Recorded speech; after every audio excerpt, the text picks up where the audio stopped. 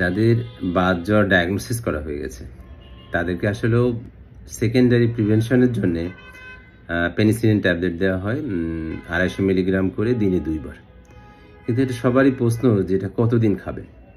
তো সেটা একটু বলি যে যাদের শুধুমাত্র বাত জ্বরের অন্য কারণে করা হয়েছে, যে হার্টের ইনভলভমেন্ট হয়নি, যে তার হার্ট আক্রান্ত হয়নি, তার জন্য বলা হচ্ছে যে 5 বছর খাবে অথবা 21 বছর বয়স পর্যন্ত, এই দুইটার মধ্যে যেটা বেশি হবে। এবার আসি যাদের বাত জ্বর আছে, তাদের হার্টের ইনভলভমেন্ট হয়েছে কিন্তু হার্টের ভালভগুলো ওই রকম ড্যামেজ হয়নি, তাদের ক্ষেত্রে 10 বছর খাবে অথবা 21 বছর বয়স, এই দুইটার মধ্যে যেটা বেশি ততদিন।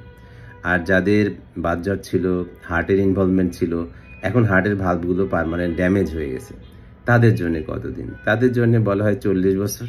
এখন কিন্তু আর সেটা বলা হয় না, যে লাইফ লং, সে যতদিন বেঁচে থাকবে ততদিন ট্যাবলেটটা খেতে হবে। কাজেই যাদেরই বাত জ্বর ডায়াগনোসিস করা হচ্ছে এবং তার আবার যেন না হয়, বারবার যেন না হয়, তাহলে পেনিসিলিন ট্যাবলেট একটা করে দিনে 2 বার যে মাত্রায় বললাম সেভাবে খেতে হবে, না হলে কিন্তু তার জটিলতাটা আরও বাড়বে। ঠিক, ওষুধ খাবেন নিয়মিত। ধন্যবাদ।